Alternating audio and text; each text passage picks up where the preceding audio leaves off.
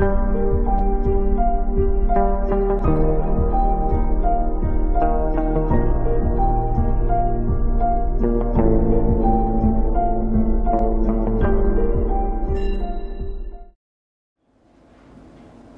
tu telal pa isu mingin si bai ule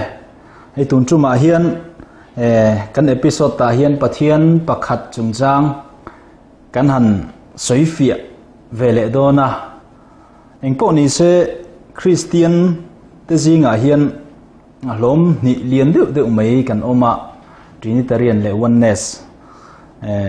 internet lama te po kan keu chuan mu tur tam khop maya debate ro pui tak tak tale soi ho na engem moza ta oma engpo ni se tun chu ma hian pathian pakhat chungchang soifia kan han tu mania tun chu ma kan inleng kan bulami pathian thu an soifia turatana kan so ma hi pastor Lalthazuala notice in the UPC in Calvary Bible College kan zirtir tu poimo tak mai lecture te zinga pakhatania ti chona ni hianin voinia kan zo na ne ang te min chan sak don ani zo na kan lut ngal mai anga thome hei kan soitak ang khan pathian chungchang a hian pathian pakhat Christian ten nei in ti theu zinga po kan soifia dana hei in ang lo khup maya tren khat chuan pathian chu minung pathum in pum khat ania pakhat ti po hi chher kop dana number pakhat number 1 ang nilovin heng grab bor khat minung pathum te chu pathian pakhat anga soifia na hi an pom dan te ania kan Bible hianin pathian pakhat ani na asoina hi engber nge niang ti te tin keni gentle Christian te hianin juda te pathian an riat lo dan ang taka mi pathum in pum khat kan bia ni na lai te po a omina langa kan han soifia dan rang rang atangin tu thlung hlui huna juda te pathian biak ang ni lo wakha kan lo be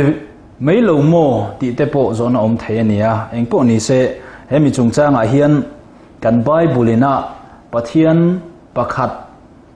ni na asoi fia dan chungchang a hi a masaberin min han thil fia ta che alo me nia pathian thu kan chue kan zira tunai a pe chuanin a zirna mun te kan lu chila tin na zirna mun lu chilo ta point mani phang tok ten kan zira a tharenga amai ro chu ka ngai tu thina pathian thu hi mani hriat to sa rin dan sa kan nei nim nge tu le ti fi tu ringo nge zong ringo ta pathian thu valu chil le va zira khaum ve thaya sa phoina preconceived idea anti rin dan sa ngai dan sa nei chunga thil clear le thil zirang che khaum ve thaya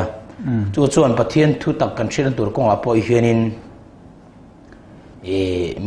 mindal thin in ka hria poi ang rang khop maya chawang chuan pathian thu kan zir dan tura chuan pom nget sa le rin dan sa nei le ven ril ruak tak puchunga thu tak zon chu tuma hoi sen taka pathian thu hi kan chik kan zir a poimo in ka hria abi takin pathian chungchang te pe chu Christian kan nia nun dan tha khotlang ta khosak tha anun moi kan ti te a poimo ro lai nei hi kan rin nei ngana bulpuya foundation line ya chawang chuanin kong le lama chuan foundation hi a nget that mi pilama afu te po kha angai ve chawang chuan pathian chungchang kan rin dan te po hi in nela tam takom the ani rolin mani ngai dan lo ne sa da tha chunga kan chi kan zir chine ro hi chu poimo ka ti chulai chu kan sei ma sadu chon ne kan thri da tha ka du em chin chu nam anga pathian hi chi bai bu ka shrema saber chu zuda te hi an nia zuda nam an ma hian khovela mimal angtia pathian chi bai lo buk to de po an anga amara chu nam pum pui anga pathian dik tak lele wan sian tu wan pathian ringa chi bai bu ge ro hi chu Israel fa te kan ti hi an ni ani ti hi Bible a chin tikin kan hua Paula chuan chumi nem het na tura ta na chuan rombung som rombung thum chang khadar chang ni kan chiar chuan heti hian a soya Paula chuanin ani le judami chuan sonna engi ani chuan bik sartan po enge asot na atia zona angan zon masa ti chuan chumi chana chuan Paula veken ti hian a soya kung tina asot le pathian thute an hena kultira aum awang ani bera atiani chu bang chuanin zudami ni so na chana kha engwang kan ti chuan an hena pathian thute kultira aum awang khan zudami ni kha asot bi gani achan chu zur nama khanin pathian kha ain puanga an hena pathian le lewan sim tu van pathian kha ain hriat tir mi awang khan athute po apea chu wang chuan zudami ni kha asot na chu lai chu ni mai ni maro chu zudami ni ma sala chu pathian in hriat tira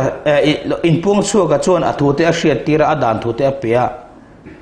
chu pathian chu ring lovin athu pe te po zom loma zom chuang si lo tang sela zudami ni na khom ji khong la ma chu am thi chung lo wanga amaro chu zudami ni sot na hlong na ve thung ro chu van pathian ni le van sim tu kha an hnen a in hriat tira adu dan te po a hri mi wang khan Paula chon asot ani atin rombung thuma hian alo soya chumi nem hetur chonin ale zong han kal teila deuteronomy bung somale pali chang ni kan share chonin mo sin heti hian soya Israel fatin hena khan ramtiwan pan lai khan lalpa in pathian tan nam thiang lim in ni sia leilung nam zong zinga apol big ni tura lalpan athan cheu in ni atiani mo sian Israel fa te kha chu leilunga nam zong zinga apol big ni tura lalpan athan cheu in ni ti in Paula hianin Israel nam te kha ash ani chu bang chon Israel nam te hi pathian nam khan an ni kan ti hi alo dikrenga tin Deuteronomy bung sari chang re ta po hi na ching ko mea mo si blok in heti Israel faten he na asaya nam dang aya in tam awangin lalpan in chung amai na afuk tira athang cheu ani lova atiani mo chu nam dang aya in tam awangin nam tam tak in ni awangin lalpan athang cheu ani lova nam zong nam klember in ni sin atiani lalpan ahmangai chu awangin le in pi le putin hena chi alo cham chu hlen adu awang zokina sin lalpan ai gupta lal faro kut ata kut chak takin boeta atlan chuak chewni atlan chewni ti in motion a hriatira chu wang chuan Israel fa te kan ti a hun lai khovela khan thulung li hun a khan nam tam tak an ni lo hela Bible tongkama phei chuanin nam zong nam klember in ne sin atini motion chu wang non so dat nam ka klem hlema sela lalpa ta nam thingnim lalpa nam thanan ni tak me ni ani na taka chuan chu wa chuanin zudat hena in pong chuak le lawan sem tu van pathian kha a number klema le a number tama khan a boi lova a hun lai khovela nam klember zudami te chu ni ma sela lalpan athang tak me ni han soi zau de lalpan Israel fa te hi atlan da lai nam sa kha anam ni turi azuk khang lawa nam lo mia lawa kha lo ngai lawa kha anam ni turin asiam zo kanin kan share Genesis kan share chonin achip chening an soi lawang khalai kha chu Abrahama pathina ko chuka ti chuan haran khwa tang he den ron kalzela kanan rama an lu nuwa ai guptaram an pem thla chung ko pakhata kha ti chun pathine na chu ai guptaram achu chung ko pakhat lo lut Abrahama chung ko kha nam anom the tur tat ai guptaram kha pathine kong le la chunin nam siam chuna na mang tang ka tlak me ni ai guptaram kha zulat ta chun kha ai guptaram anom nung lam pa ra chu an som maya Moses shangai lo ngeni Joseph shangai lo farwa lalan lo khanin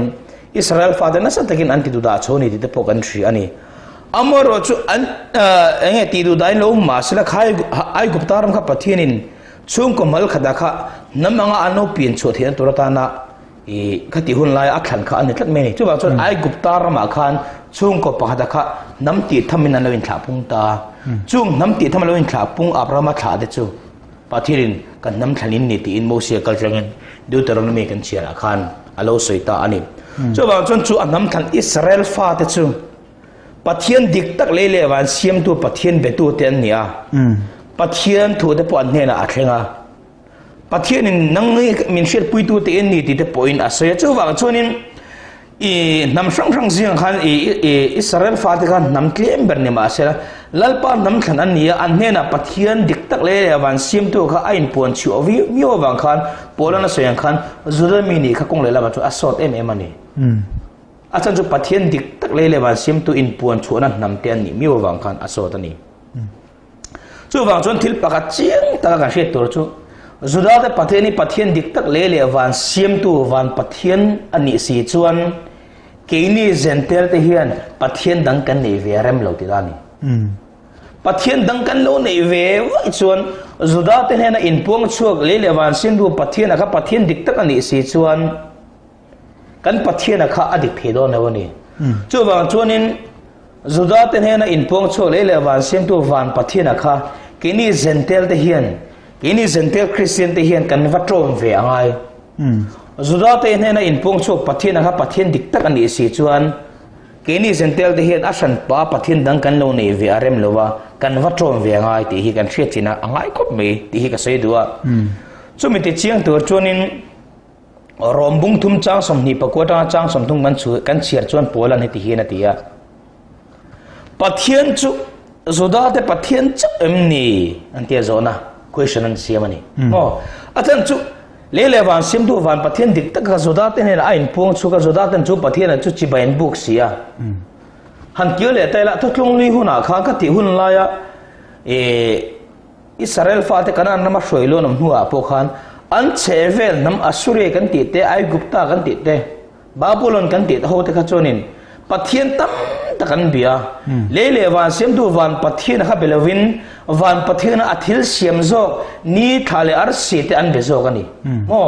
chu wang chonin an chevel namte nam tam tak nam ro pui tak an mani hol vel tu kha pathian pakhat ai tam betu te fe kan nia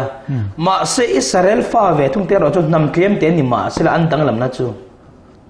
pathian pakhat chu betu nam ani na kha nia chu pathian pakhat chu van pathian le wan sim du pathian kha nia chu wang chon chu pathian chu Israel fa te kha antam khana asim an nia chu wang chuan pola chuan pathian chu zuda te pathian chu emni zuda te hena in pon chuak pathian kha van pathian dik tak ani si chuan zuda te pathian chu emni ti in zona simta zentel te pathian po ani ve lovem ni atiani rambung tum tang som ni pa ko khan zentel te pathian po ani ve lovem ni atia ama vegan changa ni ve sertan te chu anrin awanga thiam chantir tu tur le sertan lo de chu anrin azara thiam chantir tu tur chu pathian pakhat cha ani se chuan zentel te pathian po ani veng chu ateni chu zuda te pathian chu em ni atia zentel te pathian po ani ve lo em ni ate ni ve sertan de chu anrin awanga thiam chantir tu tur le sertan lo de chu anrin azara thiam chantir tu tur chu pathian pakhat chu ani se chuan zuda te pathian chu ni lewin zentel te pathian po ani ve bogam chu ate ni chu chu bang chunin zuda ten lelewan sim tu an betin pathian akha pathian diktak pakhat chu ani si chuan kini zentel Christian te hian pathian shan kan lo bek ve ngai arem lowa kha zuda te pathian akha kan va bek tom ve kan varin pui ve kha angai ni chu chu bang chunin zuda te pathian akha ingzat nge an nia zuda ten he pathian an hena in pung chuak nam anga thlang tu hi engza nge ani eng tiang in nge an hria ti te po kha ngai tu chian angai kho me hemi chungchang thua hian chumi chu kan sei le zok dua isai bung somli le pathum chang som pa hadra chang som pa ni kan chiar chuan pathian he ti hen atia hana pathian tu hen chiar taila kei ma nge hi lalpa chukani kei ma lo cho chandam tu re renganam lo kei ma in ka soya ka chandama ka hria tira in zinga khan ram dang pathian re renganam lo kha chu wangin nang ni hi ka thu mi shet pui tu te in ni lal panati tin ke hi pathian chu kan tin zol nei ka kal tlangin pathianin Israel faden na thu soi ni cho wa amai na soi a chandam amalo chu chandam tu dang anam lova amalo chu pathian dang re re anam lova ke ma chu chandam tu kan ye ke ma chu pathian kan tin Zuda tin hena in pung chu pathian khan zuda ho kha ashila ri chu chu wa chon chandam tu pakhat chu pathian pakhat chu anam thu kha ashia ti ti nani tin isa bung samli le pali chang ro ka chon ti hena sei le lalpa Israel ho lal an tlan tu sipai hotel pa chon he ti hena ti ke hi ma sabbera chu kan ya nu nung bera po kani ke ma lo chu pathian reng anam lo ate ni chu Israel fa te hena in pung chu pathian an mani thlang tu chon ke hi ma sabbera chu kan ya nu nung bera po kan ya ke ma lo chu pathian reng anam lo ate ni chu ma sabber ni na kha a hau ta nu nung ber ni na po a hawa chatuan mi ni na kha an pathian khan hau tat me ni chu wang chuanin zoda ta pathian lo hi chu pathian dang anam lo wa nu nung ber ni na a hawa ma sabber ni na a hawa chatuan mi om chun ni na kha zoda ta pathian a hau tat ani chu chu ti chen le zol nan male ke bung ni chang som ba khan he ti hian kan mulia kan vain pahmun kan ni lovem ni pathian pakhat siampo kan ni lovem ni ti kha enga tinge kan pa te thuthung ti borbanga una le una kan in bum thin ti ni zol nei so wa chuanin pa pakhat nei kan nia pathian pakhat siampo kan ni ti na lo se so wa chon pathian hi panga anam lowa som po anam lowa tam tak zarwal po anam lowa pathum po anam lowa pani po anam lowa pakhat chok ani pathian pakhat siam po kan ni lovem ni atini chu wang jon zuda tan an biak pathian akha an hena in pong kha mani chawalei kai phartu chatuan mi masabare nung bera pathian om chunani ti hi thutung noi huna khan pathian khani Israel faden hena khana shiatira chu thutung tar po hin anem nge chiang hle ani ti ka sei duwa marka bung hi thua ison zenga ti dam chungcha khan i kan muwa zeng he na hala le suan heti hena tia ka fa isol te ngai dam ani to ya tia chu ka fa isol te ngai dam ani to ya tia athu sei lo sia akinga lo om ve ju da mi te kha an thinwa khezak po ni me the ni khatianga sol ngai dam the tu ni om fa hana ka fa isol te ngai dam ani to tia la li suan an soi che kha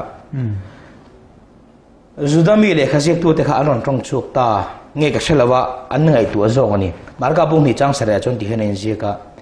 he mi hian i so chung chang an seina ni a zudami den he mi hian enga tinge he tiang thu hi asoi ni pathian a soi chiani hi mi pakhat mo mi pani an tilawa mi pathum mi pali mi panga pon tilawa mi pakhat pathian chu lo chuan tuin nge sol te ngai dam theini tin an thin lungin an ngai tu ani mo chu mi pani atilawa mi pathum po atilawa mi pakhat pathian chu lo chuan tuin nge sol te ngai dam theini an tiani chu bang nang zudat en sol ngai dam thei du pathian chu mi pakhat chu minung pakhat chu ani ti hi marka bung ni chak sare thu po hian zudat ril ru ngai dana chu ati chiang em em ani chu bang nang zudat hian pathian nung hi pakhat chu mi pakhat chu an biani ti ati chiang em em ani tin kan soi le long me lo tiam la kalahan thil pani khatan bel lo kan dua e zona bungre chang som li pakhat thu kha khan soi le sam kan dua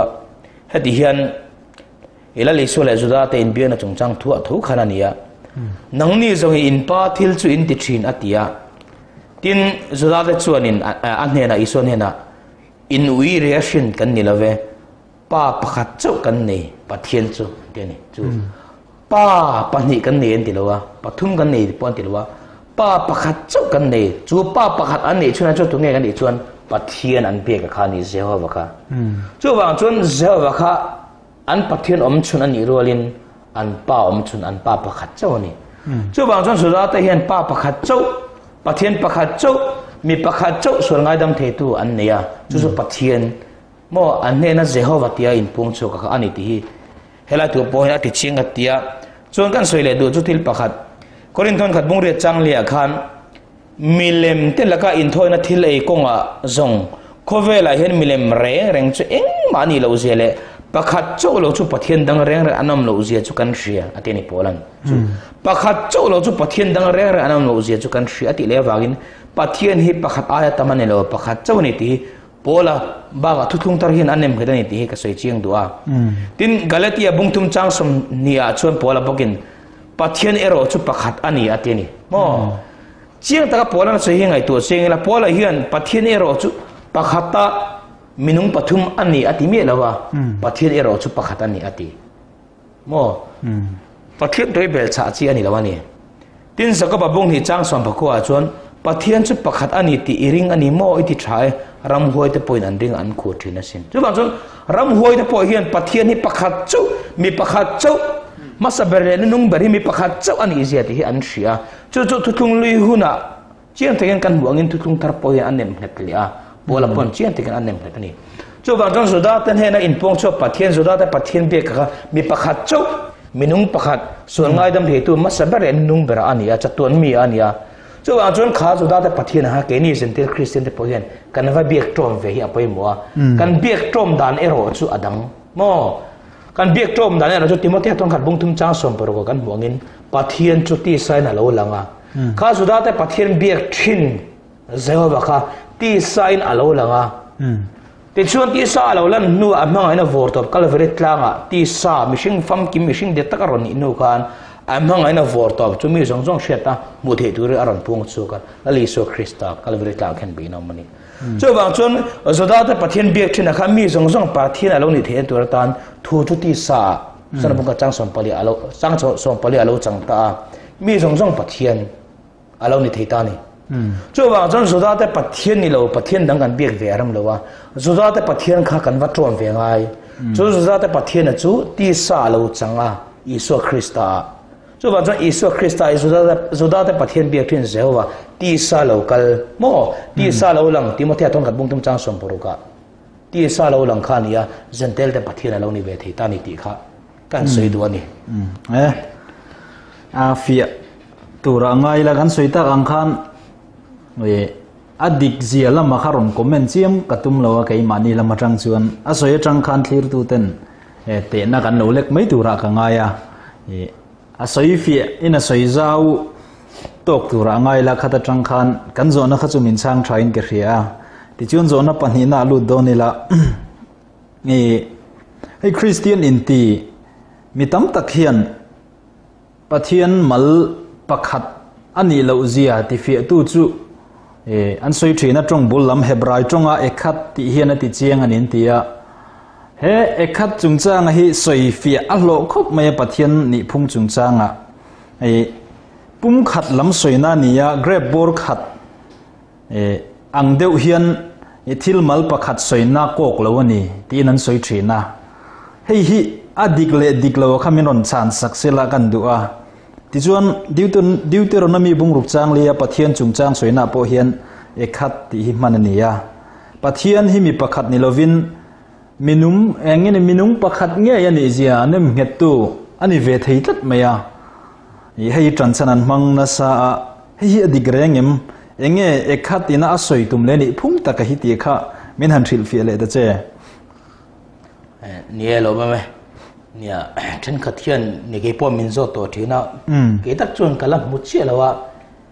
then khathian ekhat ti hian in hebrai tong ekhat ti hian in compound unity kan ti enge ni thil mal pakhat ni lawin thil mal pakhat ai tam in pum khat na lam ako kani tin an soyan tia chu diu to nan me bungruk chang li sema an tia heya hemi chungchang thua point a manga chu wang chuan helai thua man box sia wang hian pathian hi mi pakhat chaw ni lawin mi pathum in pum khat ani ti atik chiang ni ekhat ti tong kam po hian chu wang chu ekhat ti hi cherkop dan anga number pakhat soina kok ani shan lo pum khat lam kok ani an tia ne hemi chungchang hei kumsang le sompor khan ka publish via le khabu ka buat sai via hun ol no khat nang ka tia oneness theology atanga pa le fa pa le tharau theling clear na tinia abutu po ya hi chon oneness nge tini de kan tia amaro chu mi ka le khabu hi ta hin ka zia ka tu nei zo nang chi kha amaro chu ka le khabu hi enge tu de thurina ma wa sai chin na lampang nilovin oneness thurina kha chiang le zola kan hriat thiam thei na tur ta na oneness thina tanga bible bung le chang then khat in helom thei sai fi na le thina ne ta tin chumi pa chon oneness le enge trinity kan ti binung pathum rin na hi enge adang lam na le ai nan na lai ti khai khin na te po ani a cho wang chon oneness pathian thu kalpui da na changa oneness thina changa pathian thu shil fi na te po ani theome cho diang chuan thurin mal pakhat bik wa sei chin na lampang ni lowin thurin pani in buk to na in chal to na lampang po ni lowin ani oneness theology atanga oneness lina atanga bible pa kan di de fa pa kan di de tharau thilim kan di te eng om zia zuk hret fe te ma zuk clear na oneness lina atanga pathian chungchang sei fi ani ber miang chu chu ka bo sei fi a chu ta po chonin tu na kan zona chungchang ekhat ti chungchang po kha ka zia ga langa phek zani somli le palina atang hian ka zia ka nie ekhat ti hi Deuteronomy bungru changli a hianin enge omzi enge ko ti hi nia in hial thei po ani anga maro chu in hial lowa chiangal thian ni nai po om thea kan sei do chu ekhat ti hi pathian chungchang man na reng reng a hian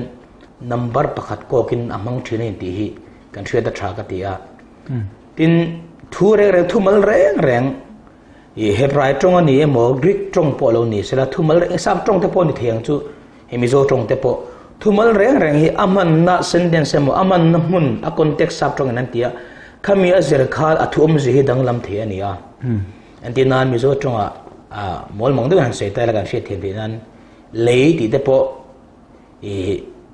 nge ni he kan lei chu lei te po ni thea tin thil ka lei mo bazara kan kala thil ka va lei ka tiang khan lei ti te po kan man na sentence kan man na tong kama zel khan om zele ko kha dang lam ve thea chu tiang deuh chun hebrai tong te greek tong thang khat poi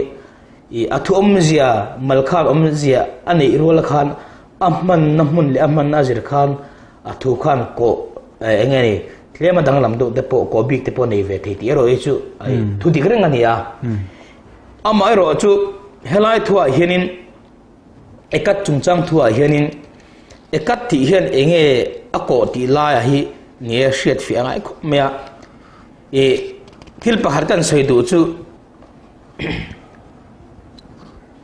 hey mizo te hianin cardinal number kan tia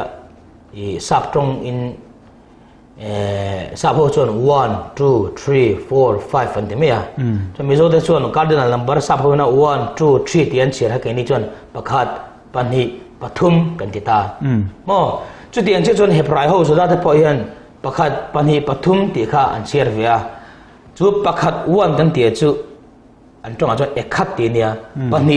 ti na chu snaim mani le a pathum 3 chu slosa atile ni khatieng khanin number an cher chove to ajon number cardinal number an cherna po hian 1 2 3 te kan cher khan hebrai ho pon ekhat snaim slosa ti khan an cher chove ni ti hi kan thria da poimo chukatia chula chu kan thrian masak atha thil bible man na kan thrian main khala ekhat omzia kha kan thria thim thi nan chula chu kan sei duwa engpo ni se chu ten jong cardinal number pakhat ni ma sela aman na mun azrin ekhat ti hi chonin pum khat ako ve thina lai chu amme thia amai ro chu Deuteronomy bungruk chang li thuale mun danga pathian chungchang bik a soina a reng reng ro hi chonin ekhat ti hianin number pakhat ko gani pathian chungchang soina hi chon ti hi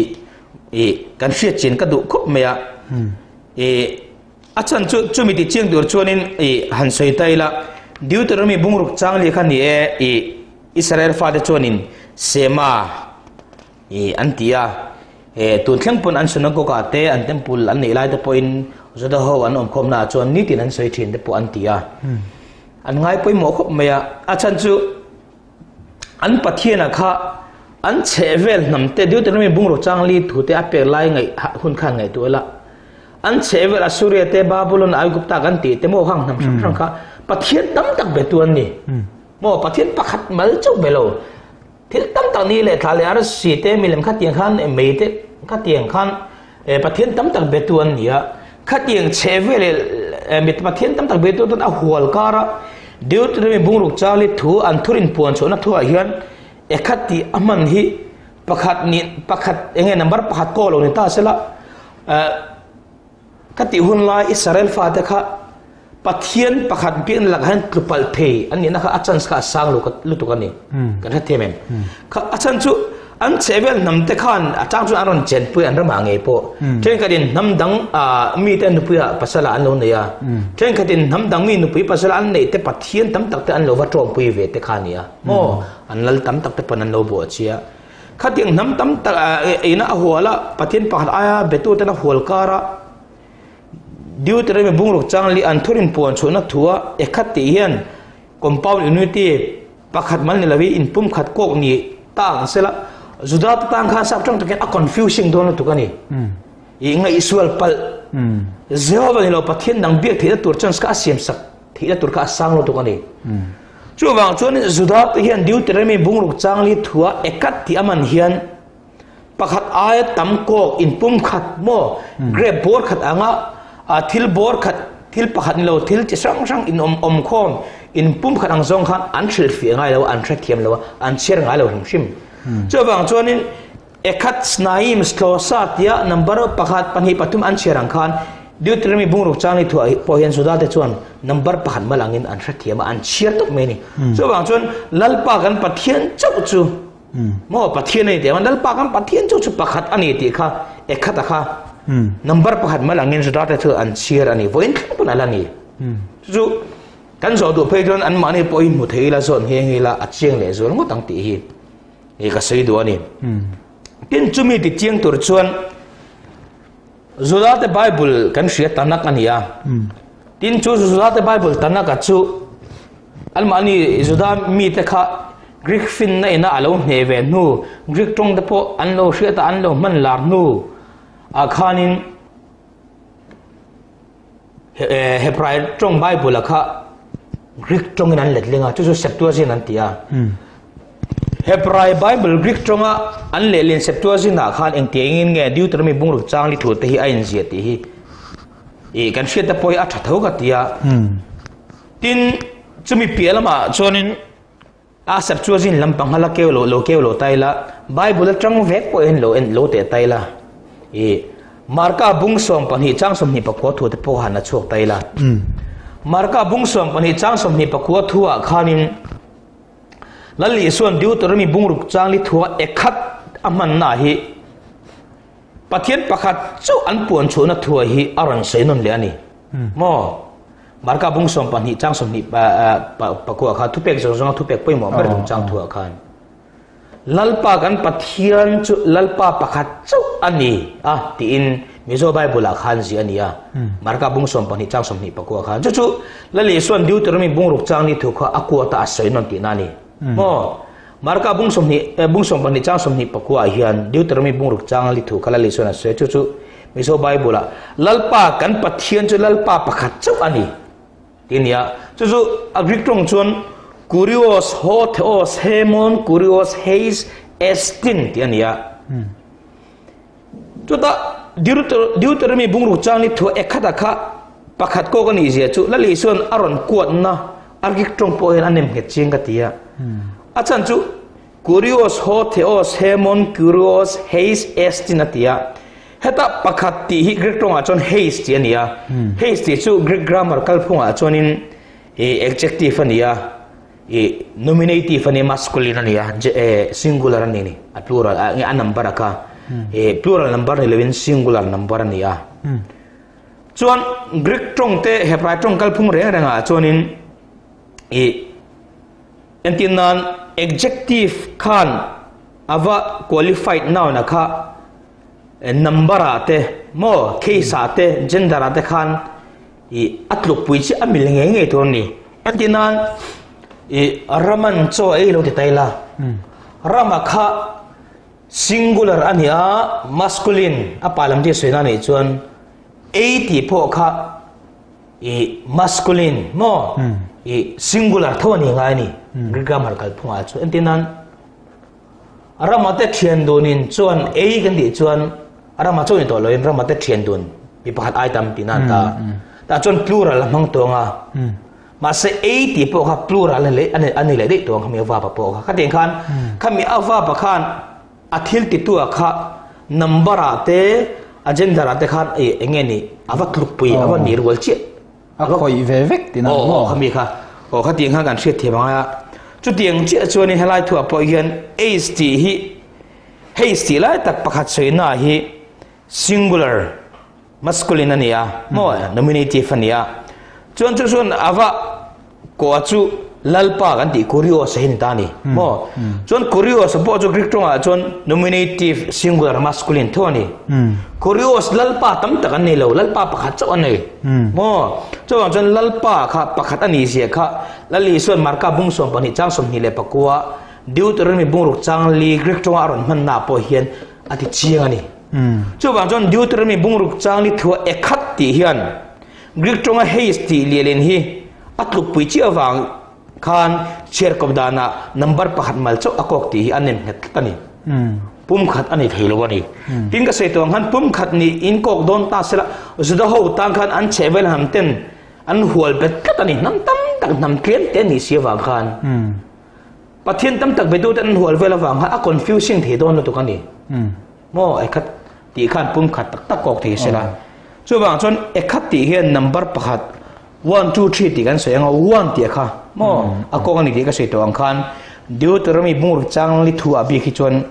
ati chiang em mai ti kha ka sei non le lok do ni khalai kha khang ka du to anga tulta le kan la in chan ben do nia afia view main ke khria ha ke mala ma chang chuan ingpo ni se nia ma ni trong lo te ani awang le Christian sa khu hi mizo nam le mizo ramatanga ir chu ka ni miu lo wangin mi trong chanchin te mi ram chanchin te mi pathian biak dan chanchin ate kha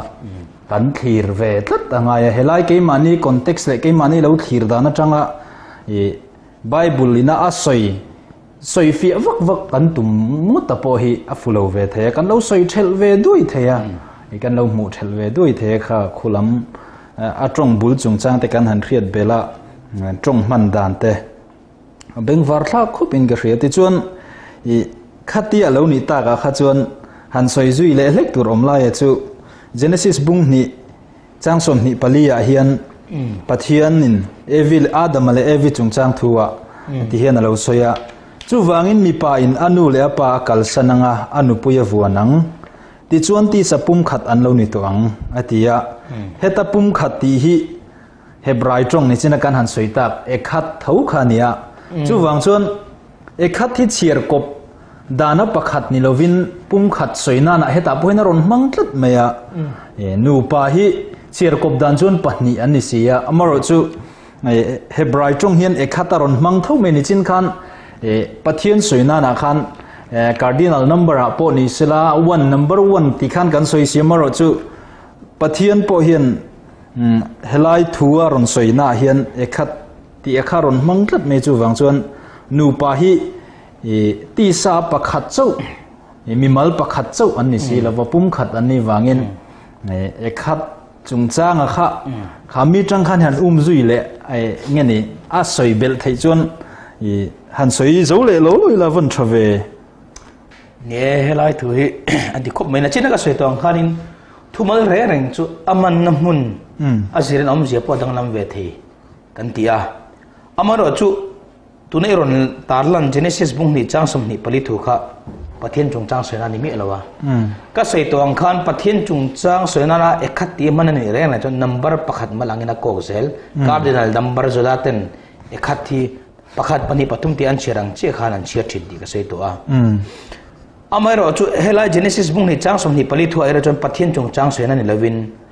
bishing chung chang soina ni a chu wangin mi pain anu le apa akal sananga anu pui avuanang ti chuan ti sapum khat anu ni tuang tia ti sapum khat ilai taka kha ข้ามีปาเลมีเชียอันนี้เน้นนะข้าอันนี้เน้นนะเงี้ยเงี้ยเสียโม่เช่นขนาดสุดท้ายเดี๋ยวไอ้เน้นนะครับปะเทียนรู้ตั้งนี้เสียมีปาเลมีเชียจุปะเทียนเสียไปอันนี้เน้นนะก็ตั้งอันนี้จำเหตุตัวเสียตาลันนั้นมังอันนี้อันที่อดีตครั้งกันที่ข้ามีจุงจังเบียกชวนจังสมนิปลีจีเนซิสมุนจังสมนิปลีทัวร์เฮียนที่สับปุ่มขัดข้าอดัมมาเลยเวคัดที่สับปุ่มขัดนั่นนี่ขัดที่อรอนมังไงอามารอชุกเสยตรงกันเฮลายอดัมมาเตนูปาขัดอามันนั่นแหละปัทเทียนจุงจังขัดอามันให้ขายขินเทียกิจงกังไงแล้ววะ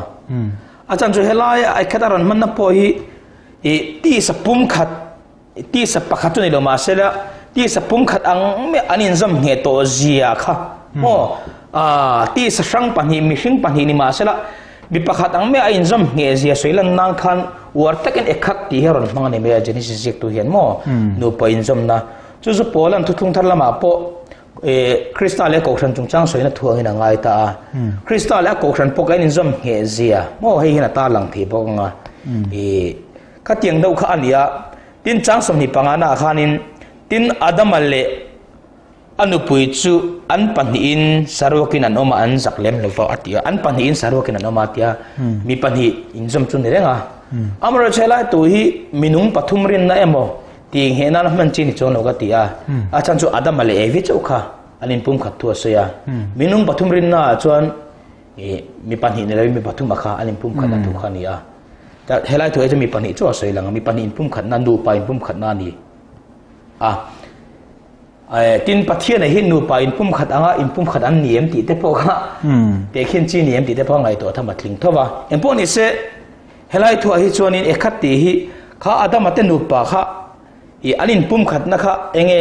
ปะขัดอังเมียไอ้อินจอมเงี้ยเสียสวยนั่งฮารอนมังเวงตีฮิจูพัดวัวชนี่ละวะอามันเราใช้เฮลัยทัวร์เองอ่ะมันวางเห็นปัทเทียนข้าGenesis bung ni chang som ni pali adam ate nu pa pa ni pum khat an yang chen diu tere mi bung chang lia po hin amang ti chi ni lo achan chu ka sei to ha ekhat man nei bible a hin tam lu tu ka aman na tam zo ka hi chonin cardinal number pahat ako kan tiang khanin number mal pahat kha ako tlang pu ni achan chu ekhat kan ti tu tlung lui bi ga hianin voi sang khat do na manga voi sang khat ling lo to manga chung chuan man na tan zo han chui tai la in cardinal number in ang tak khanin number pakhat mal ko khana mang tlang phi abi takin pathian chung cha soi na phi chu ani zola chu me nem he tu tan thil pakhan soi le lu malaki pung ni chang so ma khan chira pong karon soi lang to mi zo chung kan vain pamun kan ni lovem ni pathian pakhat siam po kan ni lovem ni ti khana hanga ekhat ti ka vai ni kan vain pamun kan ni lovem ni ti pamun tiมุนตีไล่แต่ก็เอกขัดเท่านี้ประเทศประคัดตีพวกเขาประคัดตีเขาเอกขัดตีเลยเท่านี้เฮบรายตรงนั้นชวนนินมาเลกบุ้งในจังสมบัติกันฮัลโหลออฟเอกขัดแล้วก็ลานูฮัลโหลเอลเอกขัดอติเลนี่จู่ออฟเอกขัดอติยาเอลเอกขัดอติยาออฟตีจู่เฮบรายตรงนั้นชวนนินยังเขามีชุ่มก็รู้แบบไงนี่ป้าสีนักขันตานี่โมออฟเอกขัดตีชวนป้าประคัดโมกันไว้ป้าประคัดนี่กันนี่เราเว้นนี่ที่นั่นทุกวันนี้ป้าปันหิป้าปัทุมันนี่เราสุดาตะเฮียนป้าประคัดเจ้าอันนี้จู่ๆปัทเทียนนี่ส่วนเอลเอกขัดติเลนี่กันไว้ป้าประคัดเจ้ากันนี่เราเว้นนี่ปัทเทียนประคัดเสียนพวกกันนี่เราเว้นนี่ที่นั่นทุกวันนี้จู่บางส่วนมาแล้วแกบุ้งนี่จังสองทัวปัทเทียนประคัดเจ้าสวยนาพวกเห็นเอกขัดแต่มังโถตาจู่บางส่วนเฮปัทเทียนจงจังสวยนาเฮียนินเอกขัดตีค่ะการเรียนนับอะไรนะมังเซลอาจารย์สุเอกขัดตีเฮียนปุ่มขัดอังกอกตาเสละปัทเทียนปุ่มขัดโปปัทเทียนปุ่มขัดโม่ยังมีนุ่งปฐุมอินปุ่มขัดเสียงโปกันนี่เราเว้นนี่ตีน่าอันยังอ่ะอามาเราจุเอกขัดตีค่ะมีนุ่งปฐุมแม่หมออินปุ่มขัดอันนี้ไว้จวนินออฟเอกขัดอติเลเท่าเสียฝั่งคันป้าปุ่มขัดตีเลงไงตาป้าพวกเขามีนุ่งปฐุมอินปุ่มขัดทวนเหนียมป้าโม่ใช่ไหมป้าประคัดอติยาปะเทียนประคัดอติบักเสียฝั่งคันปะเทียนเอกขัดเตียค่ะปะเทียนเนี่ยนะมังกบป้าเนี่ยปวมังกบช่วยบางจังสุดาตะเฮียนป้าค่ะปฐุมอินปุ่มขัดงินป้าเชียงไงหรือวะป้าประคัดอติยาโม่ปะเทียนประคัดอติเลยนี่ช่วยบางจังป้าค่ะมีนุ่งปฐุมอินปุ่มขัด angin an ngai lo pa pakhat na cardinal number pakhat angin an top mai ni maleke bung ni chang som thua pu khan af ekhat ati le l ekhat ati khan cho jon zuda te biak pathian l akha pakhatania chu l pakhat chu la siam ani cho jon pathian a chuan a siam ania pathian pakhat a chuan a siam ania mio wang khan chu an mani siam tu chu an pa ania pa pakhat chu an ni tina tu ania cho wang chonin pathian jong chang soina bi ka re na chu ekhat ti hi cardinal number an mang angin pakhat mal soina nia tin ekhat man dang han soi le kan dua genesis bung ni chang som ni pakhat to lo ma khanin tin anak ru pakhat ala chui mi ai chon ti sign o phui tir ta atia evi chung chang pathian a siam do na khan adam anak ru pakhat atia kha adam anak ru pakhat kha pathumin pum khat an ni ti don taila kan nak ro hi pathumin pum khat an ni taila ama pahnin pum khat an ni te ti taila ngai tu nom sani lo bani mo nak ru pakhat ekhat tho mang nak ru pakhat ti chuan compound unity ni lovin share kop dana number pakhat kha kok mai ni kan tha tiam tro tin genesis bung somli le pani chang som pakhat apo khan mi pakhat fa vek kan ni ti apo khan mi pakhat ti kha entinan fa pathum lo ni taila ka fa pathum te khan mi pakhat fa vek kan ni lu ta sela ki an pa chung changan soina ne khatia khata po khat ekhat thawa mangani mo tin exodus bung so le pani chang somli le paruka po khan in khata e turani ti apo khan kami house kan ti sap tongena in kan ti apo ka in pakhat soina ta ekhat mang le ta ni khatiang khan ani la tin exodus bung som thum pathum chang som ni palia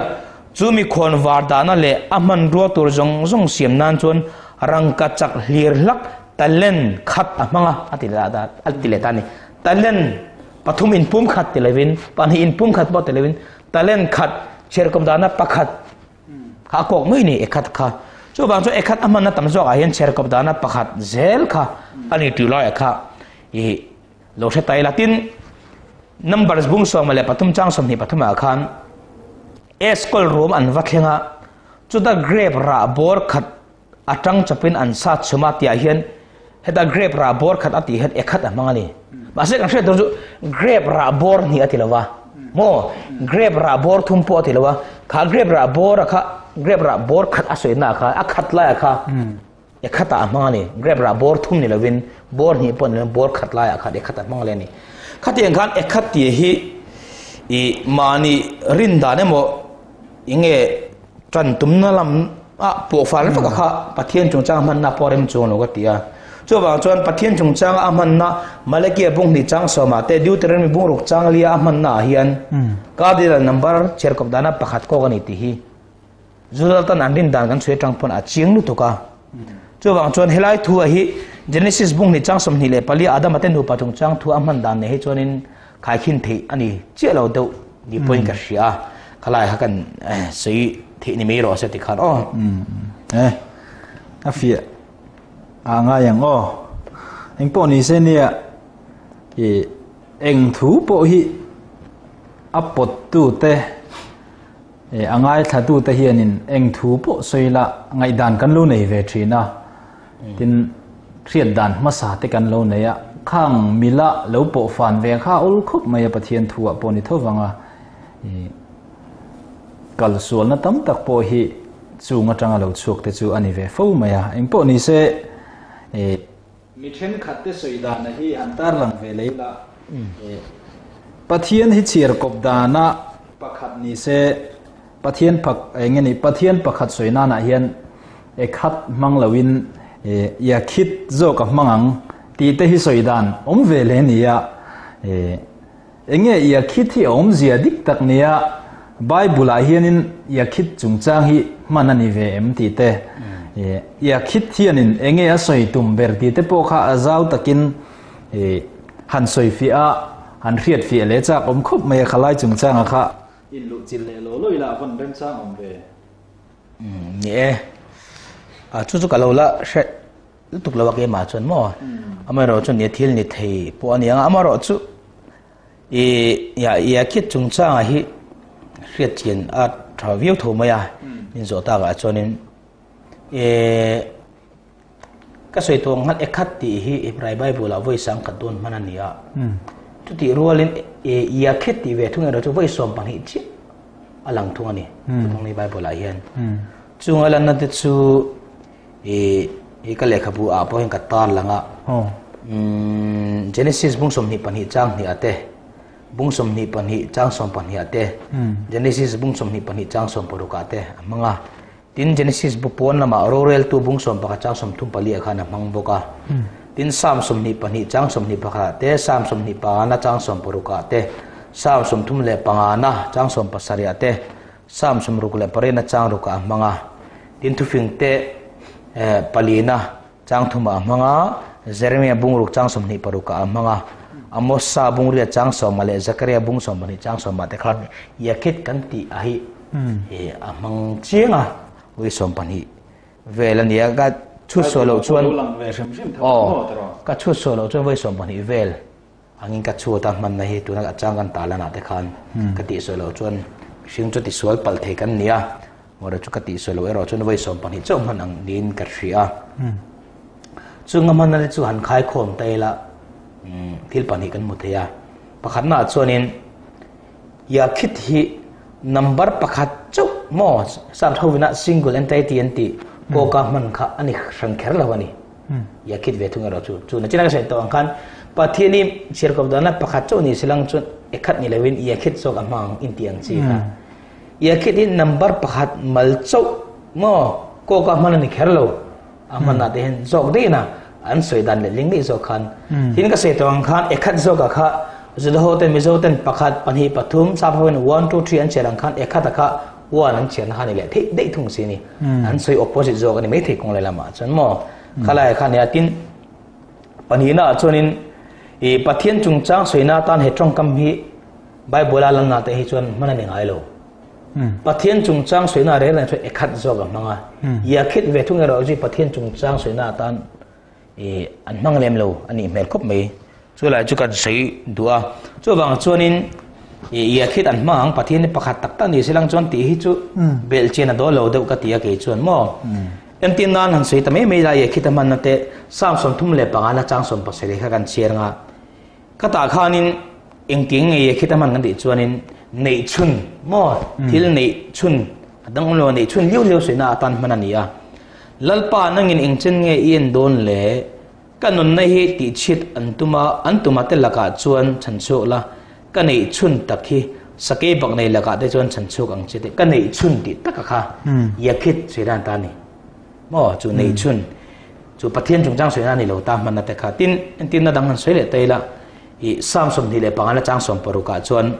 tian kan huwa kalama hian lo hoila mi khongai ang che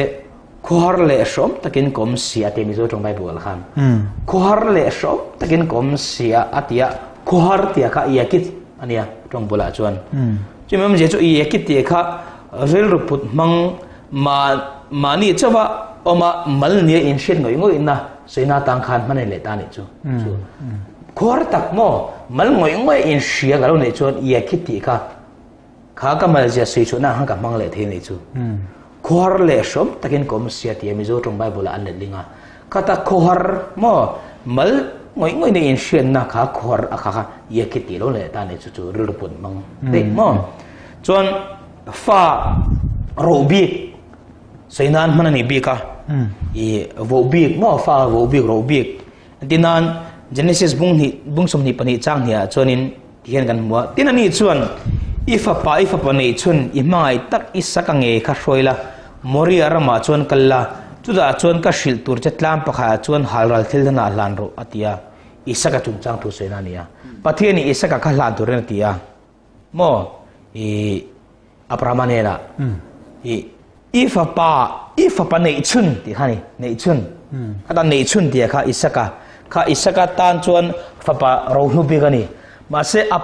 aprama tan chuan mase aprama hian isaka chau hi fa te nei lo fadang po nei chau mase afa vo big mo rohnu big senang khan ifa pa nei chun tia khan aron mangle ta tin fa nei chun chau mo fa mal nei chun big senan yakit ka manale ta entinan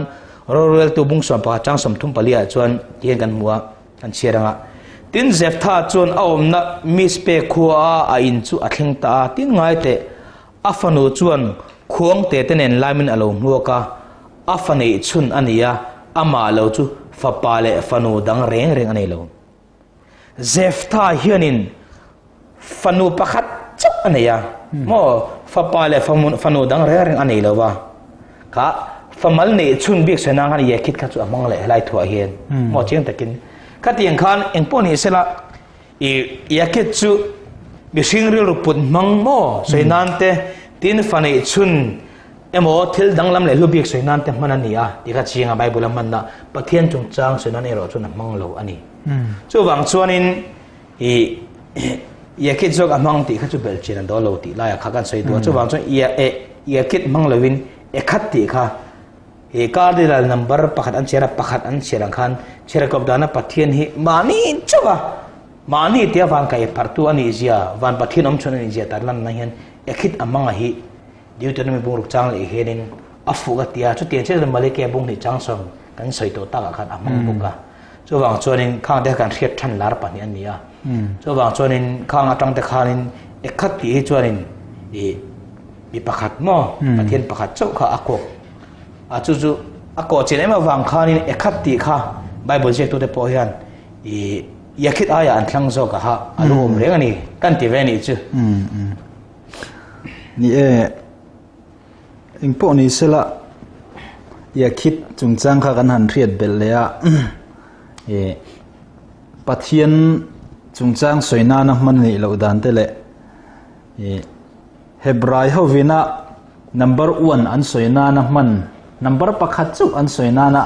man ani lem lo dan te tin yakit hianin mitam tak zinga pakhat va soibik tele ngani lunglen mimal feeling va soifi nana lunglen khohar khatiang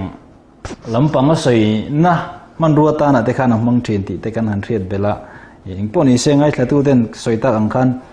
thutlung na kan lo siam thiam tura kangayan soita kaltlang khan pathian thu hianin a soitum dik tak a ko tum dik tak kan man fia hi atul khop maya kan riat dan masa hi hi mizo upai nan te patling chuanin chempui thak mai mai pui harsa kan thi an lo ti ang deuin riat dan masa hi thak a har khop maya ngai dan masa po hi kan lo von than ani chuanin hei dikzo kan hi von angu han ti hi har hle thina maro chu pathian thu ero chuan van thlen thei na turte van thlen thei lo na tur man ruate ni wang hian kan ngai dan hi adik lo ni chuan kan so son ngam pu angai ve khup mai ti lai te kan soibel ni sela ingpo ni se tun tum kan episode bi ga chuan ngai atop lam kan nei do nanga pathian pakhat chungchanga hian enge khami ba ka khan soidu inei laya khalo in ril ru in lo fum khom ta la pathian pakhat ni phung chungchanga hian tuna kan soiba ka khan engin nge pathian pakhat ani ziati fi ti te pathian pakhat chu biak lo hian poina neem pathian pakhat ni lo minung pathum anga varin na khanin kan sa khona hian in thil poi tak a hril theim nge a poi vak lem lo ti ate kha khang chungchanga kha toy kim chang deuin nin han hril le la ti chon tun episode bi ka chu kan du to ka nga ngai engpo ni se emi chungchang pathian pakhat chungchang a hi kan soitak ang khan tun truma lu chil se na ni lowanga bible pon pathian pakhat ni om anga alan theilo na mun tam taka soya ne ya chungte chu episode danga te po kan la soi fi le zel tura ngai la mar chu tun trum bi ka chuan khami chungchang a kan du tok do nanga top kharna na thuka athutlang kom na na soi du inai angte han soi le la ti chuan hun kan du tok mai don ya alo me ni nam sang ti me tiang hian pathian kan nei thawa pathian ne kan hriat te chu kan bia amar chu christian te ero hi chuanin juda ta pu anianga juda te chona le so hla chuan bible kha thu thung ni kan ti hi ne me ta kini chuan tian pola tu su yak te khan iso chan chen an ji an kan lo nei ta thu thung thar phu kho me no ma thu thung le thu thung thar kan lo nei ta holy bible ye pathian chungchang kan hriat te po hi holy bible kan chira tangena nia mara chu holy bible kha thu jek saklen lewin pathian in puan chuana ania chú pathian in puan cho na dong tu de sẽ tu te chuan zi kin no da chu rang chuan in pathian chu tu nge ni kan no sẽ thei ta ni chu bang chuan pathian ni le van siam tu ani si chuan le van siam tu ania ke ni mishing de po ma lo ta ma min siam tu ania chu bang min siam tu a kha shet chien mo eng zang ya ni tu nge ni eng tieng nge na thoa eng tieng nge mishing te a thil siam te chong hian na tho thin ti te shet chien ni apoi mo khop mai Christian kan nia thil tha kan tianga ram le khotlang tan thil tha kan ti tur ni amar chung jong so in na foundation ni chu am ve ni kan rin nei na cha ba jong kan rin nei na foundation ni pathian ni wa gen chu pathian min siam tu chu tunge nia eng tingin nge na tho thina eng zang nge om pathian min siam tu chu le wa siam tu hi ti te kha i a foundation abul pu ni wa nga thre china ngai ka tia tin pathian po hian i ka sei ton nam anga ain puan chona ma saber nam anga pathian dik tak le wana pathian om chun betu de chu zodan ham ten nia chung nam anga a ko chu zoda de po chon chu pathian an hena in puanga chu an hriat chen lo hi a hlau lo to ka na chena ka sei to han a hrin non na sa mo se kal tlang te isai kal tlang te in isai bung som le patum chang som pa ni gan chiar to ang khanin e pathian in heti hena te israel fa ten hena khan ke ma nge hi mo ke an tia ki ati bia ma po ke ma nge hi an ti le an chen je chu ke ti du to la wen ke ma nge hi an ti le lalpa chu kani an sei le ke ma lo chu chandam tu reng anam lo ke ma in ka soya ka chandama ka shia tira atiani chu wa a sei tu pakhat chandam tu pakhat ania chandam thei tu po pakhat ani chu pathian ani ke ma nge hi lalpa chu kani ke ma lo chu chandam tu dang reng anam lo tia tin ke hi pathian chu kani adang reng anam lo atiani lili chang ru kan chia te khan isaya chu wa chu Israel fa ten an biak pathian van pathian hi chandam tu om chun ama lo chu chandam tu dang anam lo ni ti pathian hrie sela ama chu an ma ni chandam the tu an pathian ni je hi hrie se tu em ani mo chu an chandam tu hi pakhat chu pathian o ma chu zuraten van pathian ne le van sem tu an biak an ma ni ai gupta ram ta chandam tu chanchok tu akha jehovah khani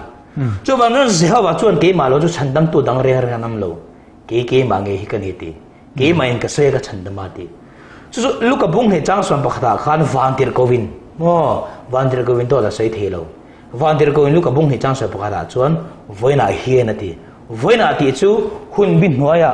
khovela ti dani hun bi chiar ti dani voina hian intan davida khuwa chandam tu apiang ta lal krista chu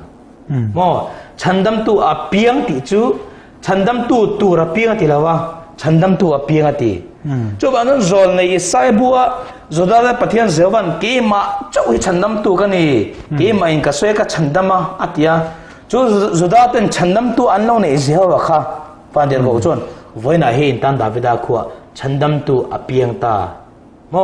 piang ti je su enge kan lo piang chong khovela ti sign kan lo chang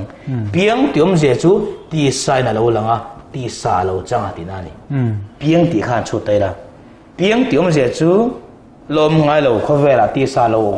ti sa lo lang ti na ni khovela lo cheng ve ti sa puin chu wang chon zona bungli chang som ni palia chon pathian chu tharawa ni zona bung kha chang som palia chon tu man englai main pathian an ngai lo ngai lo shelawa an biak ma se a o an hriat hria a thu an hriat thin si zewa mu thelo tharawa kha chandam tu om chuna kha vandir koin vona hin tan davida khuwa chandam tu a piang ta atia chandam tu ra tilawa chandam tu zewa kha alo piang tum je chu ti sai na lo chang ti sa lo lang timote thong kha bung tum chang som paruka pathian chu ti sai na lo langa ti sa lo langa kha zewa nge lo ni zoda da bek thin zewa kha ti sai na lo lang ani chu wang chon alo piang ta chandam tu lo piang chu tunge nal krista chu atia chu wang chon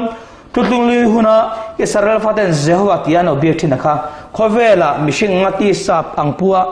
alo pian nu chuan Jehovah ti to lovin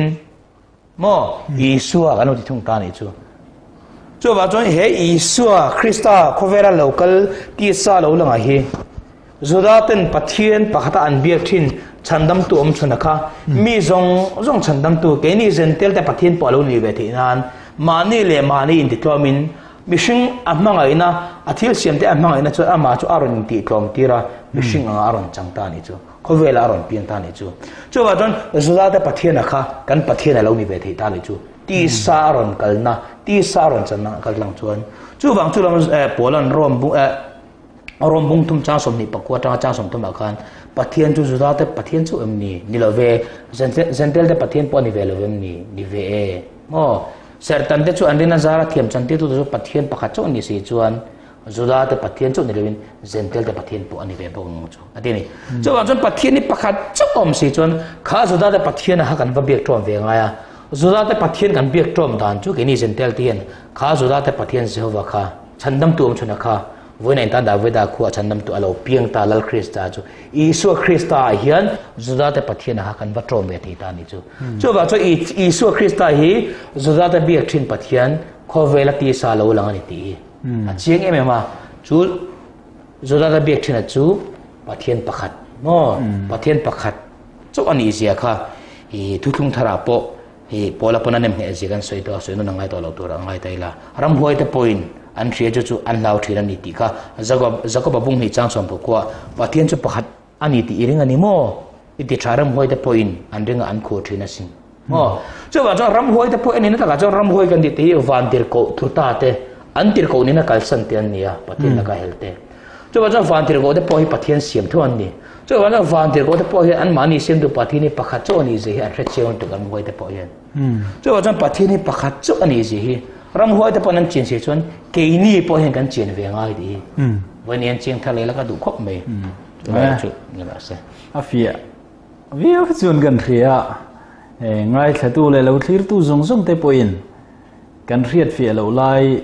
ati fia ka bai sei le a ein bod sai na le thu soi zong te po a chiang in a fia vi win ka ria long le mai voin ne ya hun thadu mai kan nei thaya kan lok pui tlang tura ngai la bei sei la thom me ti chuan kan soi tak ang khan episode danga pathian pakhat chungchang te le bible kan riat fia lo tun lai in hial na eng mo chungchang te po kan ron soi ho le zel tura ngai la zo na le chan na mo comment se mo kan nei du pon khalama po kha zau takin kan in hongani ti melo riat sak don ya le kha ti zonga kha khati zunga khatun tumatana helaya pathian thu chungchang soifia na ta na kan hun man thei te chu ni